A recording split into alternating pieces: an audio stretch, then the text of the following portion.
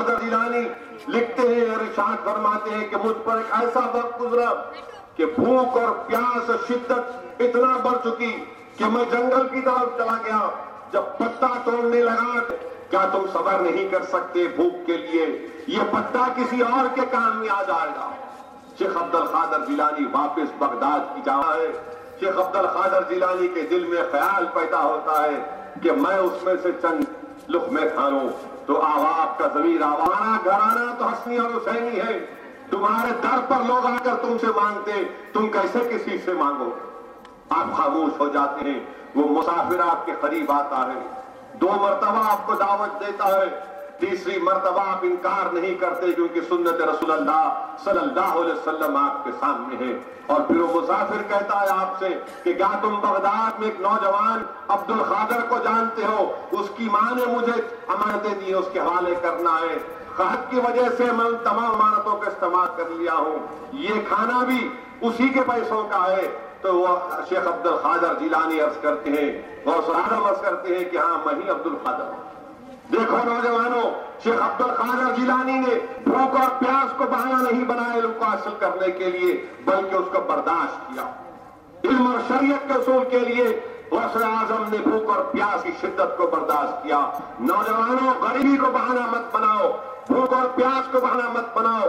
اگر آپ اور ہم شیخ عبد القادر جیلانی کو خراج عقیدت پیش کرنا چاہتے ہیں تو علم کو حاصل کرو، باوجود اس کے کہ غربت تمہارے گھروں میں ہوگی، باوجود اس کے کہ تمہارے پاس کھانے کو کم ہوگا، مگر تم علم کو حاصل کرو گے. اسی علم کے ذریعے نوجوانوں تم اپنے ایمان کی حفاظت کر سکو گے. تم اسی علم کے ذریعے اپنے ایمان کی حفاظت کر سکو گے. آپ اور ہم نے علماء کرام کی وہ بصیرت افروز خطابات میں شیخ عبد القادر جیلانی رضی اللہ تعالیٰ عنہ کا واقعہ سنا ہوگا کہ کیسے آپ نے بچپنے میں ڈاکوؤں کو سچ سچ جواب دے دیا کیونکہ آپ کی ماں نے کہا تھا کہ ہمیشہ سچ کہنا.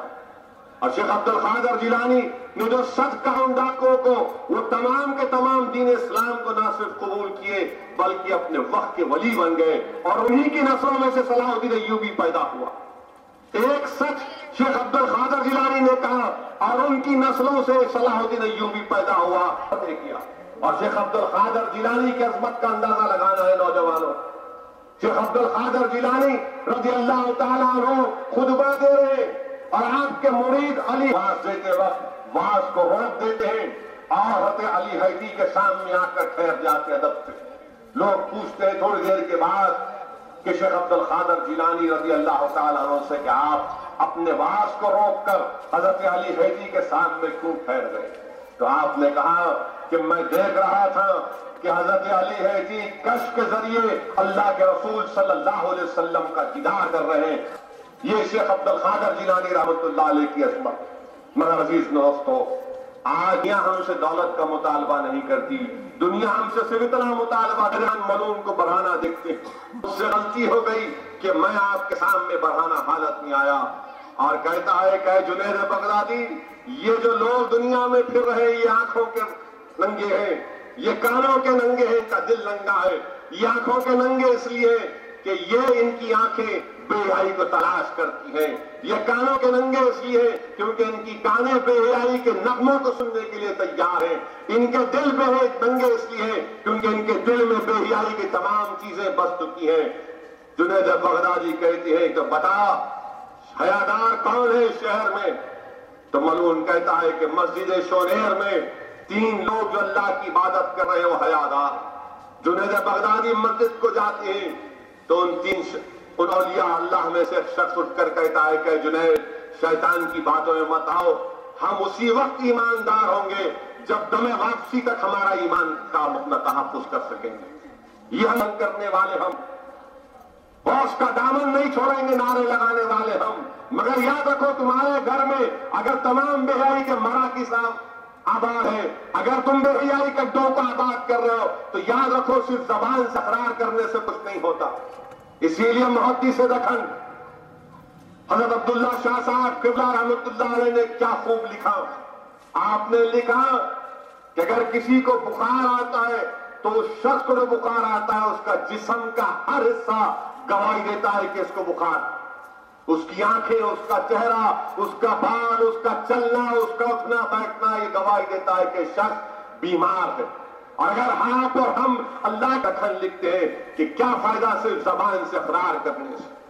عزیزان ملت اسلامیہ، نوجوانوں، اگر آپ اور ہم رسول اللہ صلی اللہ علیہ وسلم اور مشکلات کو سہا، یہ دین آپ کو ہم کو ملا نوجوانوں، یہ کسی بادشاہ کے محلوں سے نہیں ملا، یہ چمن سے چمنوں میں ٹہلنے سے نہیں ملا، یہ باغات میں پھرنے سے دین تم کو ہم کو نہیں ملا۔ اس دین کو اگر آج ہم کو ملا ہے نوجوانوں تو بڑے مصائب اور مشکلات کے دور سے گزر کر ملا۔ یہ دین اگر ہم کو ملا نوجوانوں تو حضرت بلال کی قربانیاں اس میں شامل ہیں۔ سوچو نوجوانوں تھوڑی دیر کے لیے، اگر کوئی تمہارے گلے میں رسی ڈال کر تمہیں یہ سبزی منڈی کے گلی کوچوں میں ڈھکیلتے پھرے گا، بچوں کے ہاتھ میں رسی دے دے گا، مگر قربان جو حضرت بلال پر کہ آپ کے گلے میں رسی ڈال دی گئی، مگر آپ کی زبان سے ایک ہی لفظ نکلتے تھے، احد احد، میں اللہ کے ساتھ کسی کو شریک نہیں ٹھہرا سکتا، میں اللہ کے ساتھ کسی کو شریک نہیں ٹھہرا سکتا۔ یہ دین ہم کو ایسے ملا ہے نوجوانوں، یہ دین ہم کو ایسے ملا ہے۔ یقیناً آپ کو ہم کو حالات کا مقابلہ کرنا ہے، مگر جس گھر میں آگ ہے اس گھر کی آگ کو پہلے بجھانا پڑے گا۔ ہم زمانے کے تمام دشمنوں سے مقابلہ کر سکتے ہیں، مگر گھر کے اندر اگر یہ تمام برائی کے مراکز اگر آباد ہیں تو کیا ہوگا، کیسے ہوگا؟ اس لیے بہت ضروری ہے کہ ہم صحیح طور سے دین کو سمجھیں، اور دین کو سمجھنا ہے تو پھر دین کو سمجھنا ہے تو ٹی وی دیکھ کر دین نہیں سمجھ سکتے، یہ ننگے گانے سن کر دین سمجھ میں نہیں آتا، اس میں سے پورا نکل جاتا، پوری حیا نکل جاتی۔ علماؤں کی صحبت میں بیٹھو، اولیاء اللہ کی صحبت میں بیٹھو، اہل اللہ کی صحبت میں بیٹھو، اور ادب کے ساتھ، بغیر ادب کے کچھ حاصل نہیں ہوتا۔ اگر ادب رہے گا تو یقیناً تم علم سیکھو گی اور اس پر عمل بھی کرو گے۔ آج تو ایسا معاملہ بن چکا کہ راستے میں آپ کہیں پر جاؤ، ہر شادی خانے کے سامنے دو دو تین تین باجے، ایک باجا نہیں، دو باجا نہیں۔ اللہ سبحانہ و تعالیٰ ہم تمام پر رحم کرے۔ یقیناً شادی خوشی کا موقع ہے، مگر یاد رکھو شادی ہمارے لیے زحمت نہ بن جائے۔ ٹائمز آف انڈیا اخبار میں رپورٹ آئی، سر شرم سے جھک جاتا ہے کہ انگریزی اخبار نے لکھا کہ اللہ ان قاضیوں کو اللہ ہدایت دے، اگر وہ نہیں سمجھیں گے تو کیا جواب دیں گے اللہ کے پاس، کیا جواب دیں گے اللہ کے پاس کہ تم ہمارے معصوم بچیوں کو 4 5 لوگوں سے نکاح کرا رہے ہو، یہ تم دھوکہ دے رہے ہو، یہ دین نہیں ہے، دین کی تعلیمات نہیں ہے، شریعت اس بات کی اجازت نہیں دیتی۔ یہ قاضی ہے کیا ہے لوگ، یہ تو قصی سے بدتر لوگ ہیں، یہ قاضی نہیں ہے لوگ جو مسلمانوں کو رسوا کر رہے ہیں، جو ذلیل کر رہے ہیں۔ اور اخبار نے لکھا ہے کہ ایک بچی تنگ آ کر خودکشی کر لی۔ یاد رکھو ان برائیوں کا خاتمہ کرنا پڑے گا۔ مسلمانوں غریبی سے مت گھبراؤ، غریبی سے ہرگز مت گھبراؤ، کیونکہ جنت میں وہ تم سب سے زیادہ ہوں گے۔ حدیث شریف میں آیا کہ سب سے زیادہ یہ جو آج دنیا میں پریشان ہیں، جن کے پاس کھانے کو کھانا نہیں ہے مگر جو اللہ کی رسی کو مضبوطی سے تھامے ہیں، وہ جنت میں سب سے زیادہ رہیں گے۔ جو دنیا میں آج تم کو سب سے طاقتور دکھ رہے ہیں، جو دولت مند دکھ رہے ہیں، یاد رکھو ان کو ہزاروں سال ٹھہر کر حساب دینا پڑے گا اپنی دولت کا۔ ایمان کی غربت یہ سب سے بڑی پریشانی کی چیز ہے، اس کی فکر کرو، اپنے بچیوں کی حفاظت کرو، ذلیل اور رسوا مت کرو اپنی قوم کو کہ اس طرح کے شادی نہیں ہے، یہ اس کو شادی نہیں کہتے۔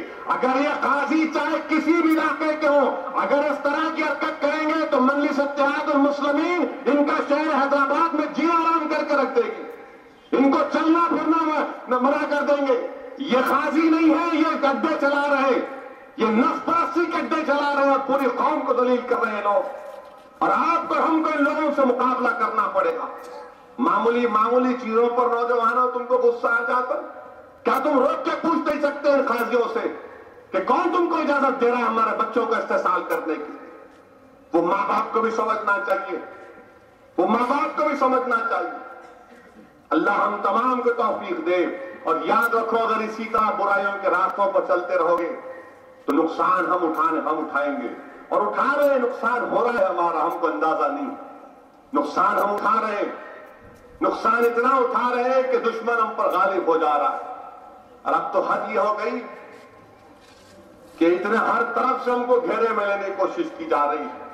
بہرحال میرے عزیز دوستو، معزز علماء کرام کے بصیرت افروز کتاب کو آپ کو سننا ہے، اور حضرت مولانا جعفر پاشا صاحب کے کتاب کو بھی آپ کو سننا ہے۔ میں تو صرف آپ لوگوں سے پھر سے ایک درمندانہ اپیل کر سکتا ہوں، اللہ سے ہم دعا کر سکتے ہیں کہ پروردگار ہم کو اور آپ کو، ہم تمام کو قرآن اور سنت پر چلنے کی توفیق عطا فرمائے، کیونکہ شریعت پر چلنا ہی اصل چیز ہے، شریعت پر چلنا اصل چیز ہے، یاد رکھو، یہ راستہ ہے، طریقت منزل ہے، یاد رکھو۔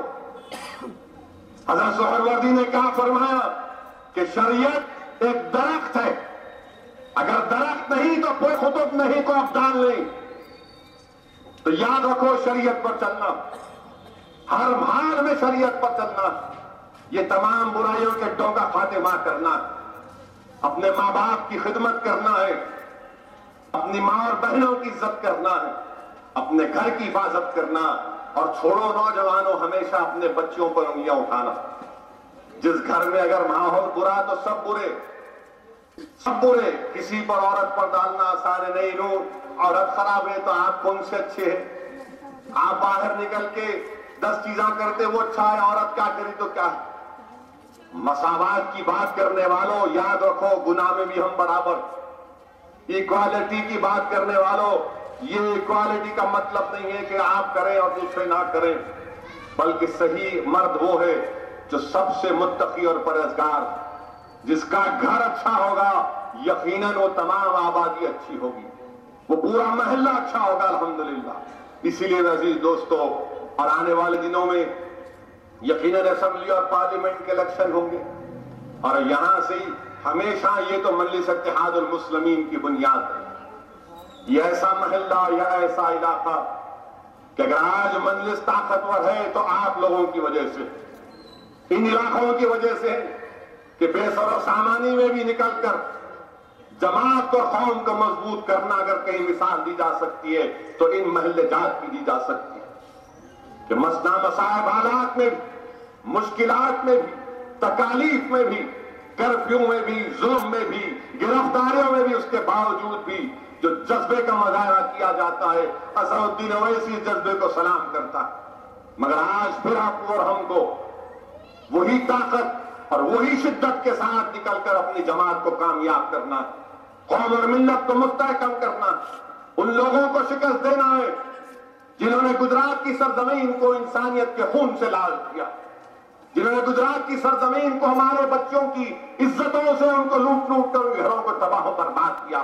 وہ شخص ہندوستان کا وزیر اعظم نہیں بن سکتا، نہ بننا چاہیے، جس کے زیر قیادت ہماری عزتوں کو لوٹا گیا، ہمارے بچوں کو یتیم کیا گیا، اور ہندوستان کی عوام کو فیصلہ کرنا پڑے گا یہ کہ کیا وہ ایسے شخص کو ہندوستان کا وزیر اعظم بنائیں گے جس کے زیر قیادت 3,500 ہندوستانیوں کا قتل عام ہوا؟ کیا ہندوستان میں کوئی ایسا شخص باقی نہیں رہا جو اس ملک کی قیادت کر سکے؟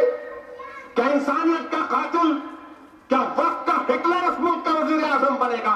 اور اگر خدا نخواستہ ایسا ہوگا تو یہ ملک کے لیے ٹھیک نہیں ہوگا۔ ہندوستان ایک سیکولر ملک رہے گا، ہم کو روکنا ہے ان لوگوں کو۔ اور پھر یہ وشو ہندو پریشد کے لوگ اشوک سنگل بیان دیے کہ نہیں مسلمانوں کو روکنا ہے تو 5 بچے پیدا کرنا۔ ارے RSS والوں، تم تو زندگی میں شادی نہیں کرتے، تم شادی کر کے دکھاؤ پہلے۔ ایک RSS کا آدمی شادی نہیں کرتا، صبح 6 بجے کی خاکی چڈی پہن کے لٹ پھرانے والے، ارے لٹ پھرا سکتے تو شادی کیوں نہیں کر سکتے تم؟ اس سے زیادہ میں نہیں کہہ سکتا، جعفر پاشا مکمل کرے گے اس کو۔ وآخر دعوانا الحمدللہ رب العالمین۔